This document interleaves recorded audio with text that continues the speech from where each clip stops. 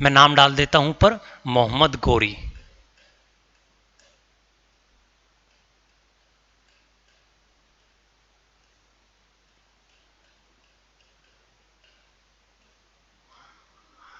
और जो मोहम्मद गोरी है इसको हम कब से कब तक पढ़ते हैं, ये इंडिया में 1175 में आया था और इंडिया से ये गया कब था, 1206 में। तो हम पढ़ते हैं इंडिया से कब गया था ये, 1206 में। इंडिया से गया कब था ये, 1206 में। हम पढ़ने वाले हैं किसके बारे में, मोहम्मद गोरी के बारे में। सेम वही क्वेश्चन है पहले की तरह, आपको सिर्फ ये याद रखना है मोहम्मद गोरी कौन था, मोहम्मद गोरी कहाँ से आया था, मोहम्मद गोरी भारत में क्यों आया था, यही आपको याद रखना है। तो मैंने बोर्ड पे लिख दिया मोहम्मद गोरी। अब जानते हैं कौन था, कहाँ से आया है। बात वही है, ये भी कहाँ से आया था, गजनी से। अभी अभी आप पढ़ के आए हो, गजनी सेंट्रल एशिया के अफगानिस्तान में है, जो उस समय तुर्की में पड़ता था। इस समय गजनी के अंदर एक वंश चलता था, गजनी में एक वंश चलता था जिस वंश का नाम था संसबनी वंश, जिसका नाम था संसबनी वंश। तो हम पढ़ते हैं इस समय गजनी में एक वंश था जिसका नाम था संसबनी वंश। और ये संसबनी वंश को एक नाम और दिया जाता है, वो क्या है, गोर कबीला। यानी यहाँ पे गोर कबीला रहता था, उसी का एक वंश था संसबनी वंश। और इसी गोर कबीले का एक सरदार था, जिस सरदार का नाम था महमूद। और इसी महमूद को नाम क्या दिया जाता है, मोहम्मद गोरी या महमूद गोरी। तो ये गोर कबीला था, इस कबीले के नाम के ऊपर इसका नाम रखा गया। अन्यथा इसका आपसे कई बार वास्तविक नाम पूछ लिया जाता है, इसका रियल नेम। तो आप याद रखेंगे महमूद गोरी का रियल नेम क्या था। तो देखिए महमूद गोरी का रियल नेम था साहबुद्दीन मोहम्मद। इसका जो रियल नेम था वो साहबुद्दीन मोहम्मद था।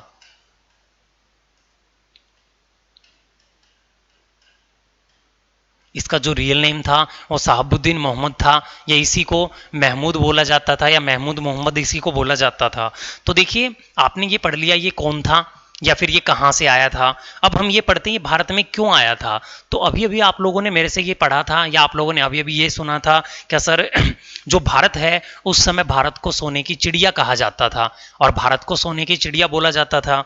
तो भारत में अपार सोना था, तो यहाँ पे गोरी ने भी ये सोचा था क्यों ना भारत पे अटैक किया जाए, और भारत पे अटैक करके भारत के मंदिरों से काफी सारा सोना निकाल लिया जाए। तो यहाँ पे इसने मोहम्मद गजनी के बारे में सुना हुआ था, क्या उसने कभी सोमनाथ के मंदिर पे अटैक किया था, और सोमनाथ के मंदिर पे अटैक करके उसने वहां से 20 लाख दिनार की संपत्ति हासिल की थी। दिनार सोने के बड़े बड़े सिक्कों को बोला जाता था उस समय।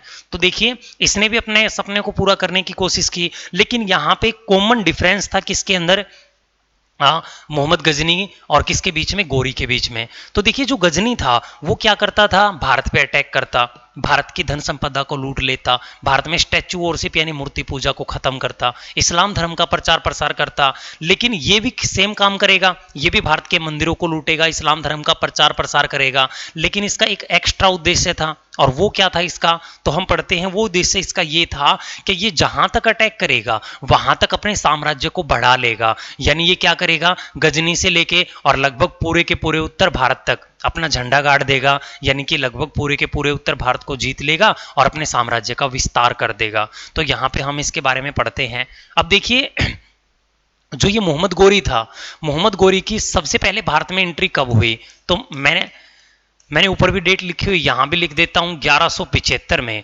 इसने सबसे पहले अटैक ही कहां पे किया था, इसने सबसे पहले अटैक मुल्तान पे किया था। मुल्तान अब प्रेजेंट में पाकिस्तान में है, और पहले पाकिस्तान इंडिया का ही पार्ट था। तो हम यहां पे पढ़ते हैं 1175 में मुल्तान पर अटैक हुआ।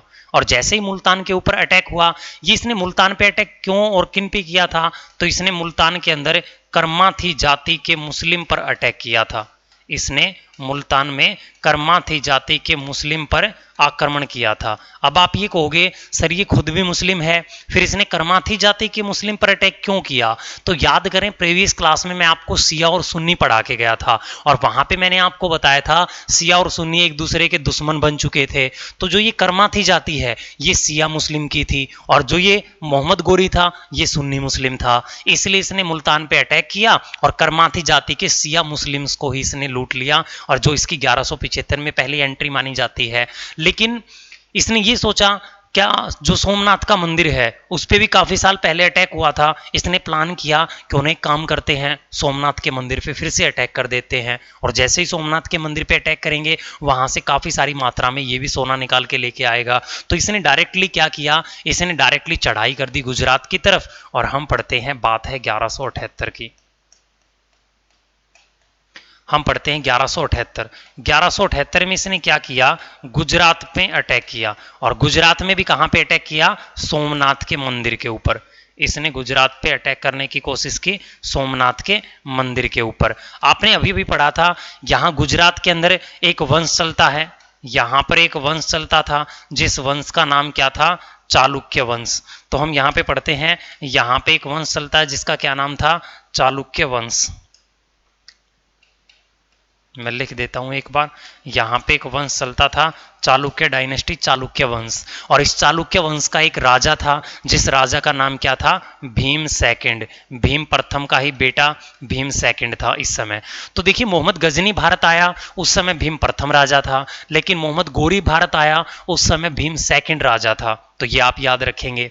तो देखिए 1178 में इसने गुजरात के सोमनाथ के मंदिर पे अटैक करने का प्लान किया। अब आप लोगों को इतना तो जरूर पता होगा, आप ज्योग्राफी पढ़ते हो, भारत का मैप आपने काफी बार देखा होगा। अगर हम पाकिस्तान के रास्ते से, सिंध के रास्ते से इंडिया में आएंगे तो पंजाब से एंटर करेंगे, फिर हरियाणा में आएंगे, फिर राजस्थान को क्रॉस करके गुजरात में जाना पड़ेगा। इसने भी ऐसे ही किया। और आपने ज्योग्राफी वाले सर से ज्योग्राफी में ये पढ़ा होगा कि गुजरात के हिम्मतनगर से दिल्ली की राजसेना की पहाड़ियों तक लगभग 1200 किलोमीटर तक क्या फैली हुई है, अरावली पर्वत श्रेणी फैली हुई है। और आपको ये पता है, जब हम राजस्थान से गुजरात में एंटर करते हैं तो हमें लास्ट में माउंट आबू को क्रॉस करना पड़ता है, यानी अरावली पर्वत श्रेणी को क्रॉस करके हम गुजरात में एंटर करते हैं। तो गुजरात में इस समय शासन चलता था भीम सेकंड का। लेकिन इतिहासकारों ने यह बताया है, जो ये भीम सेकंड है ये एक अल्पायु का था, या फिर ये बताया जाता भीम सेकंड शासन चलाने में निपुण नहीं था। इस समय शासन कौन चलाती थी, इसकी माता चलाती थी, जिसका नाम था नायिका देवी, यानी नायिका देवी शासन चलाती। अब इन नायिका देवी या भीम सेकंड को यह बताया जाता है गुप्तचरों के माध्यम से। इनको यह पता चल गया क्या जो ये मोहम्मद गोरी है ये अटैक करने वाला है सोमनाथ के मंदिर पे। तो नायिका देवी चतुर थी, उसने क्या किया, सेना की एक टुकड़ी को अपने बेटे भीम सेकंड के साथ रास्ते में भेज दिया माउंट आबू में, ताकि माउंट आबू को जैसे ही गोरी क्रॉस करेगा गोरी पे अटैक कर देंगे और गोरी को वहीं से पराजित करके उसके देश भेज देंगे। सेम ऐसा ही हुआ, गोरी माउंट आबू पहुंचा और जैसे ही माउंट आबू पहुंचा तो भीम सेकंड ने उस पर अटैक कर दिया। इतिहासकारों ने यह भी बताया है, गोरी ने क्रॉस अटैक कर दिया भीम सेकंड पर और भीम सेकंड हारने वाला था, लेकिन वहीं पे नायिका देवी सेना की दूसरी टुकड़ी लेके पहुंच गई और उसने गोरी को पराजित कर दिया और गोरी को सोमनाथ में अटैक नहीं करने दिया, गोरी को रास्ते से ही यहीं से भगा दिया गजनी की तरफ। तो देखिए यहाँ पे जो ये गोरी की हार हुई, तो हम पढ़ते हैं ये इसका आक्रमण असफल हुआ और यहाँ पे गोरी की भारत में पहली हार हुई थी। और यहाँ पे आपके एग्जाम के लिए एक मोस्ट इंपोर्टेंट क्वेश्चन बन गया, और इसे किसने हराया था, भीम सेकंड ने हराया था। तो हम पढ़ते हैं ये गोरी की हार थी। देखिए आपने काफी सारी किताबों में, काफी सारे धारावाहिक या मूवी में आपने ये सुना होगा या आपने ये देखा होगा, वहां पे क्या जो गोरी है, आपसे ये पूछ लिया जाता है कई बार गोरी की हार। तो गौर से सुनिए, जो गोरी है इस गोरी की हार आपने ये सुना होगा पृथ्वीराज चौहान ने इसे काफी बार हराया था। लेकिन एग्जाम कई बार आपसे ये पूछ लेता है भारत में सर्वप्रथम गोरी को किसने हराया, तो आपके माइंड में एकदम पृथ्वीराज चौहान आएगा और वहां ऑप्शन ए में पृथ्वीराज चौहान मिलेगा। लेकिन याद रखें गोरी को भारत में पहले हराने वाला कौन था, भीम सेकंड था, जो भीम सेकंड ने इसको सबसे पहले हराया था। अब देखिए इसके बाद जैसे ही गोरी की हार हुई, तो गोरी की हार होते ही गोरी कहां चला गया, वापस जाके सिंध के अंदर जाके गोरी छिप गया।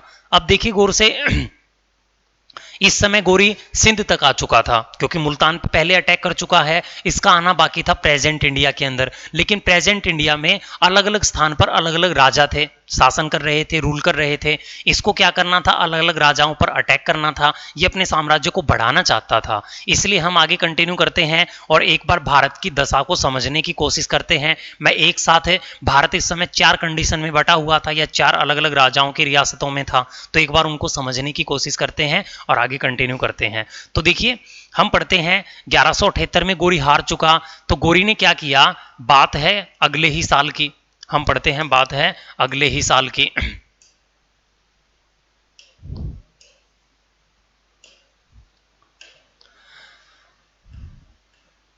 तो हम पढ़ते हैं, बात है 1179 की। 1179 में जो गोरी था, ये गोरी कहाँ तक आ चुका था? तो हम पढ़ते हैं गोरी का जो शासन था ये चलता था सिंध तक। तो हम पढ़ते हैं सिंध में शासन किसका चलता था? गोरी का। आपको पता है सिंध कौन सा है? पाकिस्तान वाले पार्ट को सिंध बोला जाता है, पाकिस्तान के पंजाब को। तो हम पढ़ते हैं सिंध तक शासन किसका चलता? गोरी का। इसी 1179 में हम पढ़ते हैं, इसी 1179 में हमारे भारत में, कहां पर? दिल्ली में। हमारे भारत में दिल्ली में, अजमेर में और संभल, जो कि लगभग पंजाब के अंदर था। तो हम पढ़ते हैं हमारे भारत में दिल्ली, अजमेर और संभल में जो शासन चलता था, ये शासन किसका चलता था? तो यहाँ पे दिल्ली, अजमेर, संभल में यहाँ पर एक वंश चलता था, जिस वंश का नाम क्या था? चौहान वंश। यहाँ पे एक वंश चलता था जिसका नाम था चौहान वंश। और हम पढ़ते हैं इसी चौहान वंश का एक प्रतापी राजा था, और इस राजा का नाम क्या था? पृथ्वीराज चौहान। ये भी आप सभी को पता है, इस राजा का नाम क्या था? पृथ्वीराज चौहान, या पृथ्वीराज चौहान तृतीय बोला जाता है। इसी को हम पढ़ते हैं पृथ्वीराज चौहान तृतीय, पृथ्वीराज चौहान बोला जाता है। हम पढ़ते हैं इसका एक राज दरबारी कवि था, लगभग ये सभी ने सुना हुआ है और आपके एचएसएससी के एग्जाम में काफी बार आया भी हुआ है। इस कवि का नाम क्या था? चंद्र बरदाई। इसका नाम था, एक लेखक था, एक कवि था इसका, जिसका नाम था चंद्र बरदाई। तो गौर से देखिए, एक तरफ 1179 में गोरी सिंध तक शासन करता था, उसी के साथ दिल्ली, अजमेर, संभल वाला पार्ट जो था, या आप ये कह सकते हो सर इस समय हरियाणा, पंजाब और दिल्ली में शासन किसका था? चौहान वंश के पृथ्वीराज चौहान का इस समय शासन चलता था। इसके बाद आगे हम पढ़ते हैं कहाँ पे? यूपी के कन्नौज से लेकर बंगाल तक। कन्नौज के अंदर शासन किसका चलता था? वहां पे भी एक वंश था, जिस वंश का नाम था गढ़वाल वंश। और इस गढ़वाल वंश का एक प्रतापी राजा था। हम पढ़ते हैं गढ़वाल वंश, और इस गढ़वाल वंश का एक प्रतापी राजा था,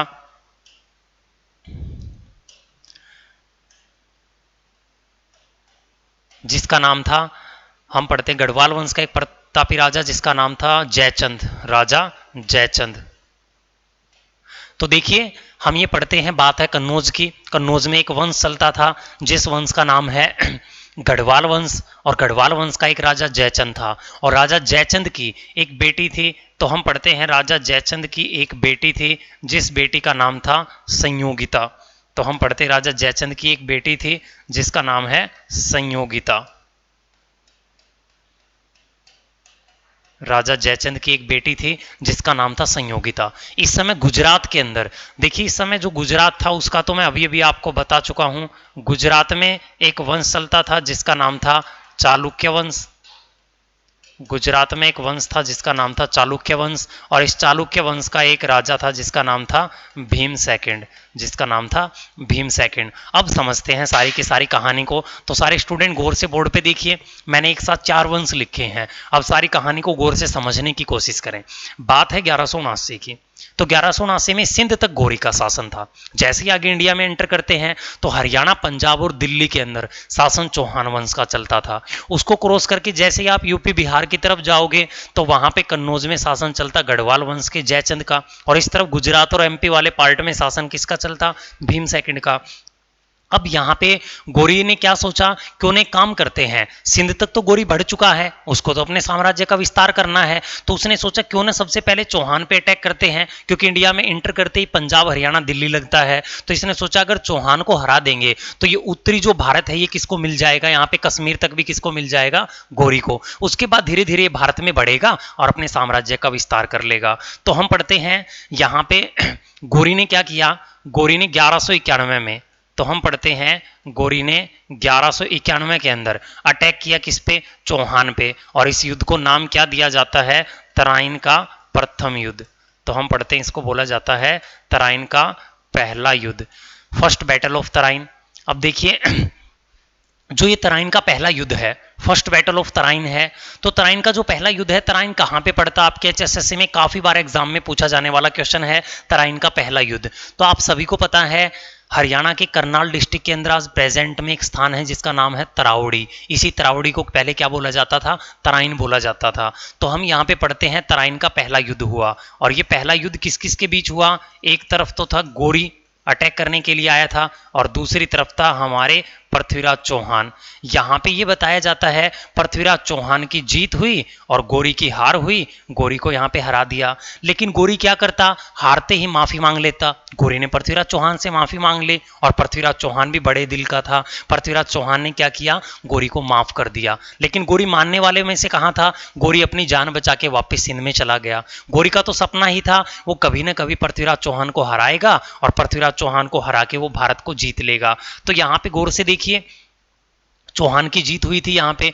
इसके बाद देखिए यहाँ पे जो आपकी इंडियन हिस्ट्री है, जो आपका इतिहास है, वो थोड़ा सा फेरबदल होता है। वो कैसे, एक तरफ तो आपको ये इतिहास पढ़ाया जाता है जो आपकी एनसीईआरटी, जो आपका एचएसएससी पूछती है, लेकिन दूसरी तरफ जो ये चंद्र बरदाई है, इस चंद्र बरदाई ने किताब लिखी थी, एक बुक लिखी थी। तो हम पढ़ते हैं इस चंद्र बरदाई ने एक बुक लिखी थी जो आज भी अवेलेबल है। इस बुक का क्या नाम है, पृथ्वीराज रासो। इस बुक का क्या नाम है, पृथ्वीराज रासो, यानी पृथ्वीराज की पूरी बायोग्राफी। तो देखिए चंद्र बरदाई ने पृथ्वीराज रासो में क्या लिखा है, तो एक बार गौर से समझिए। चंद्र बरदाई ये कहते हैं यहाँ पे गोरी ने करीब 17 बार अटैक किया पृथ्वीराज चौहान पे और पृथ्वीराज चौहान ने 17 बार पराजित कर दिया किसको, गोरी को। और जो गोरी था वो हर बार माफी मांग लेता और पृथ्वीराज चौहान हर बार उसको माफ कर देता। एक बार फिर यहाँ पे लिखता है तराइन के पहले युद्ध में गोरी ने चौहान पे अटैक किया और चौहान ने माफ करके गोरी को वापस भेज दिया। यहाँ पे जैसे ही गोरी वापस गया और गोरी तो हार चुका था, तो पृथ्वीराज चौहान ने सोचा गोरी तो वापस जा चुका सिंध में, अब ये दोबारा नहीं आएगा। और जैसे ही इस गोरी से ध्यान हटा किसका, पृथ्वीराज चौहान का, तो यहाँ पे एक और गोरी थी जिसके ऊपर ध्यान गया किसका, पृथ्वीराज चौहान का। तो ये बताया जाता है जो ये जयचंद की बेटी संयोगिता थी, इसके साथ प्रेम प्रसंग थे किसके, पृथ्वीराज चौहान के। तो हम पढ़ते हैं पृथ्वीराज चौहान प्रेम करता था किससे, संयोगिता से। अब पृथ्वीराज चौहान ने क्या कोशिश की, ये संयोगिता के साथ में विवाह करेगा, लेकिन ये विवाह पसंद नहीं था किसको, राजा जयचंद को।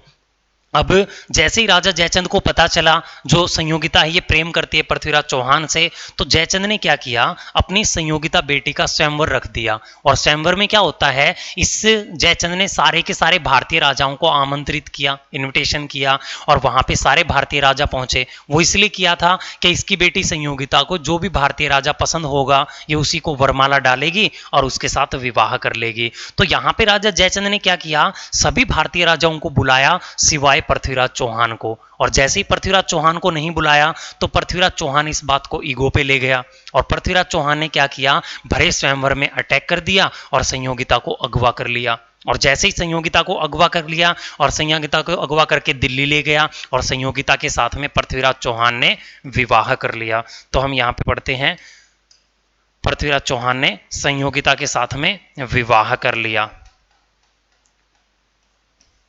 तो हम पढ़ते हैं पृथ्वीराज चौहान ने संयोगिता के साथ विवाह किया और जैसे इस विवाह की जानकारी संयोगिता के पिता जयचंद को हुई तो जयचंद को अत्यधिक बुरा लगा और जयचंद ने उसी समय कसम खा ली थी ये इस बेइज्जती का बदला पृथ्वीराज चौहान से जरूर लेगा, एक दिन वो इस चौहान वंश का खात्मा कर देगा या अपनी बेटी का जो इसको उठा के लेके गया इसका बदला जरूर लेगा, किससे, पृथ्वीराज चौहान से। तो यहाँ पे आप डायरेक्टली ये कह सकते हो सर चौहान वंश और जो गढ़वाल वंश है इसकी आपसी जो मित्रता थी वो खत्म हो चुकी थी, यानी भारत की एकता टूट चुकी थी किसकी वजह से, संयोगिता की वजह से। अब दूसरी तरफ चलते हैं गुजरात के भीम सेकंड जो कि चालुक्य वंश के थे। तो ये बताया जाता है जो ये भीम सेकंड है ये भीम सेकंड भी प्रेम करता था, ये तो आम बात थी उस समय, इतिहास गवाह है इसलिए आज भी है। तो हम पढ़ते हैं ये भीम सेकंड प्रेम करता था किससे, इंछाणी देवी से। तो हम पढ़ते हैं ये प्रेम करता था इंछाणी देवी से। तो हम पढ़ते हैं अजमेर की ही या फिर राजस्थान की ही इंछाणी देवी थी और इंछाणी देवी से प्रेम करता था भीम सेकंड। लेकिन प्रॉब्लम यहाँ नहीं थी, प्रॉब्लम यहाँ थी जो ये इंछाणी देवी है ये प्रेम करती थी किससे, पृथ्वीराज चौहान से। तो हम पढ़ते हैं ये किससे प्रेम करती थी, पृथ्वीराज चौहान से, यानी एक चैन सिस्टम था, यानी भीम सेकंड इंछाणी देवी से प्रेम करते और इंछाणी देवी प्रेम करती पृथ्वीराज चौहान से। तो पृथ्वीराज चौहान भी पक्का था, इसने क्या किया, इंछाणी देवी के साथ में विवाह कर लिया, इसने इंछाणी देवी के साथ भी विवाह कर लिया। अब आपको अच्छे से पता है इंछाणी देवी के साथ विवाह पृथ्वीराज चौहान का होगा तो सबसे ज्यादा बुरा किसे लगेगा, सबसे ज्यादा बुरा भीम सेकंड को लगेगा। तो भीम सेकंड को भी बुरा लगा और इनकी दुश्मनी हुई किसकी, भीम सेकंड और पृथ्वीराज चौहान की। आप अब ये कह सकते हो सर चौहान वंश और जो चालुक्य वंश है इन दोनों की आपसी मित्रता भी खत्म हो चुकी थी, किसकी वजह से, इंछाणी देवी की वजह से। आप अब ये कह सकते हो सर भारत की एकता टूट चुकी है क्योंकि सारे राजा लगभग आपस में एक दूसरे से दूर हो चुके हैं। इसी एकता टूटने का फायदा उठाया किसने, मोहम्मद गोरी ने। और मोहम्मद गोरी ने क्या किया, भारत के ऊपर अटैक किया। तो हम पढ़ते हैं मोहम्मद गोरी ने अगले ही साल भारत पर अटैक किया। मोहम्मद गोरी ने अगले ही साल भारत के ऊपर अटैक किया, जो अटैक 1192 में किया। और ये क्या कहलाया, तराइन का सेकंड युद्ध।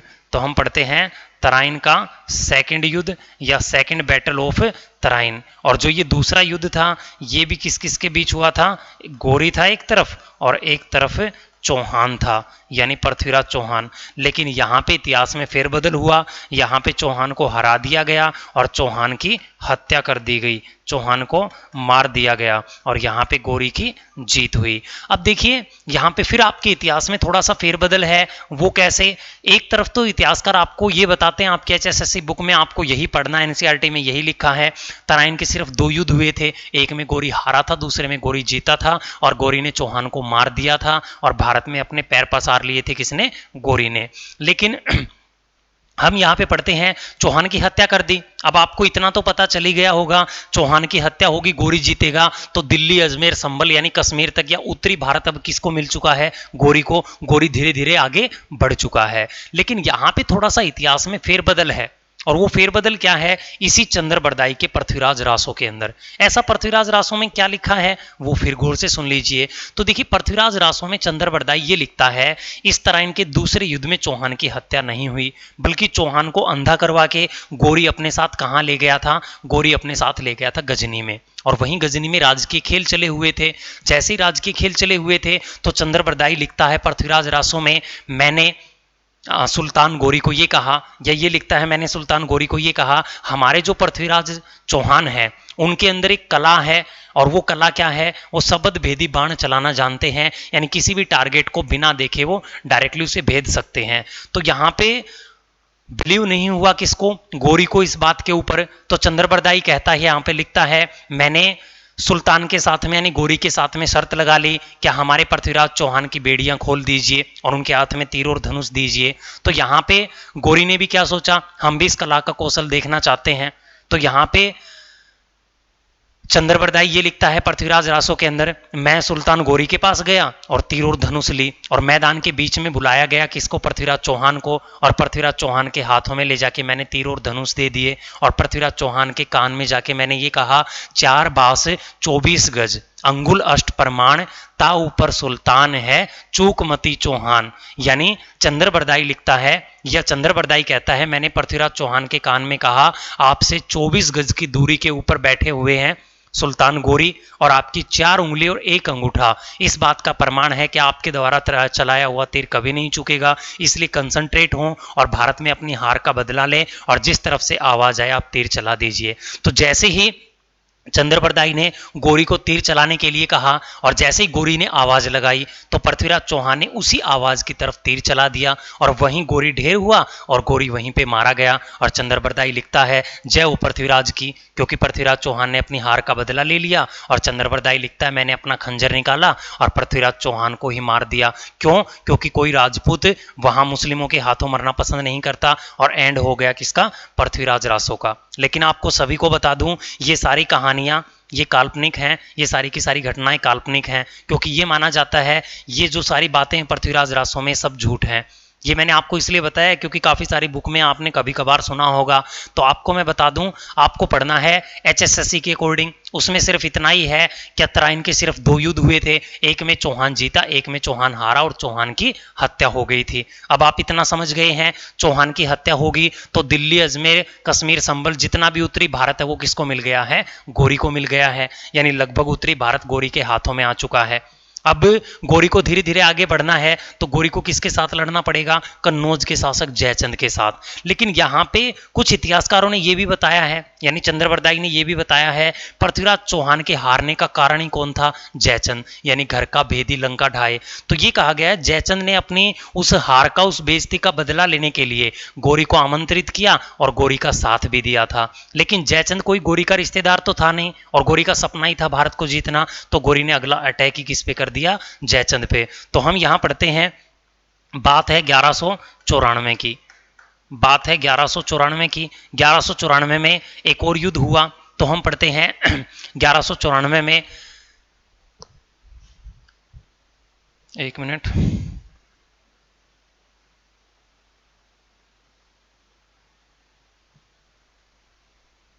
हाँ बच्चों, तो फिर से देखिए हम कहां पे थे, तो हम पढ़ रहे थे 1192 में हार चुका था पृथ्वीराज चौहान और 1194 में अगला अटैक फिर से जयचंद के ऊपर कर दिया गया था। और जयचंद पे जो अगला अटैक कर दिया गया था, इस युद्ध का नाम क्या था, चंदावर का युद्ध। तो हम पढ़ते हैं, इस युद्ध का नाम था चंदावर का युद्ध,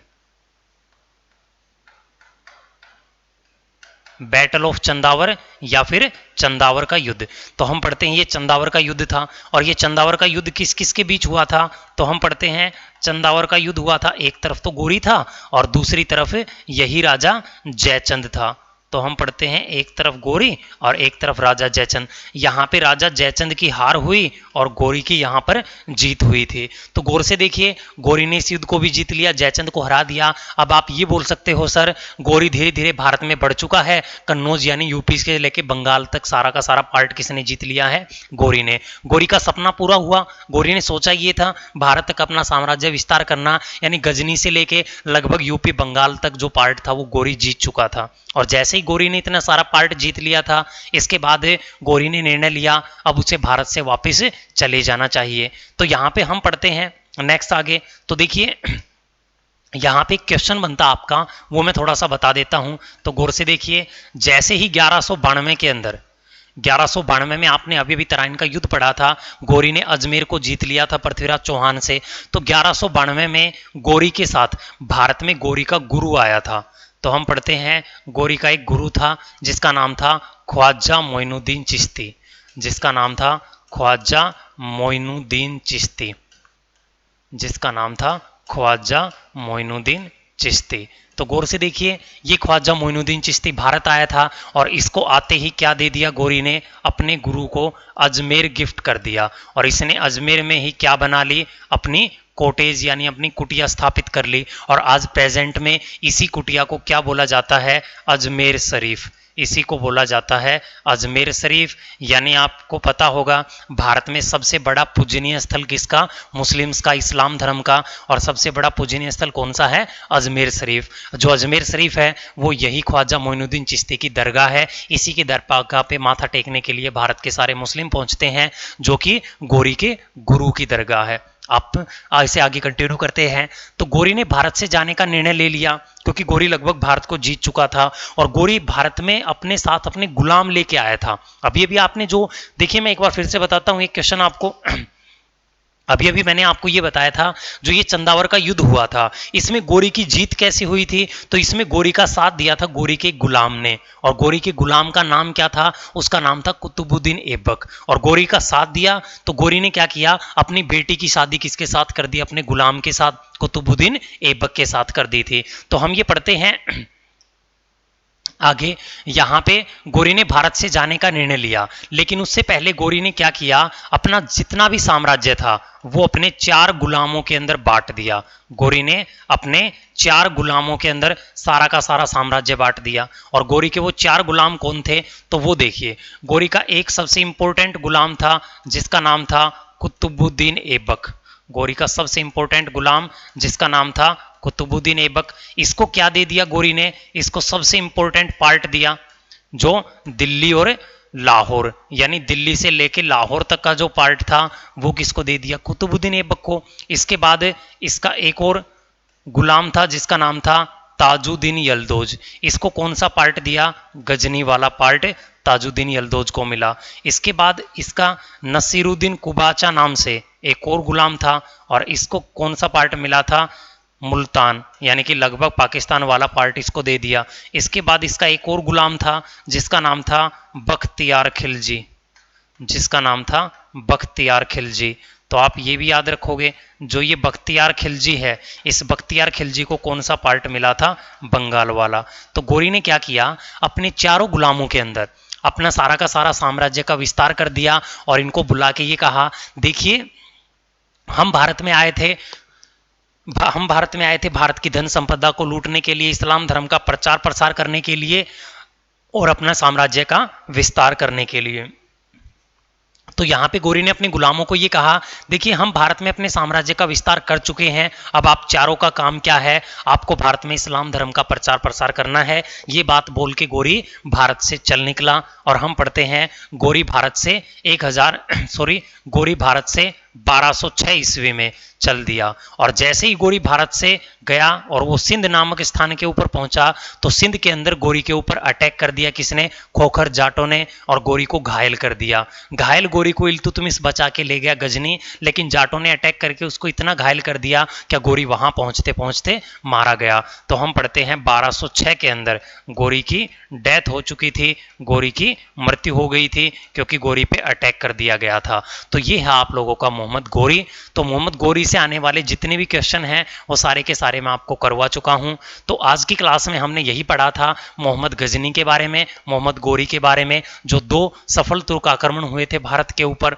तो ये 2 टर्किश इन्वेजन थे। इन दोनों को आप पढ़ना, अच्छे से नोट्स बना लेना, और साथ के साथ पढ़ना। आपके एग्जाम भी नियर बाई आ चुके हैं और एग्जाम में अच्छी परफॉर्मेंस करना। तो आज के लिए इतना ही, धन्यवाद। बाकी मिलते हैं आप लोगों की नेक्स्ट क्लास के अंदर। और नेक्स्ट क्लास के अंदर हम पढ़ने वाले हैं गोरी का, जो ये कुतुबुद्दीन ऐबक नाम से जो गुलाम है, गोरी का दामाद है, ये दिल्ली सल्तनत की स्थापना कर देगा, गुलाम वंश की स्थापना कर देगा। आने वाली क्लास में हम दिल्ली सल्तनत को पढ़ने वाले हैं, most important topic of medieval history, जो आपके एग्जाम में 100% आने की संभावना है। तो आज के लिए इतना ही, धन्यवाद, बेस्ट ऑफ लक, पढ़ते रहें सारे स्टूडेंट।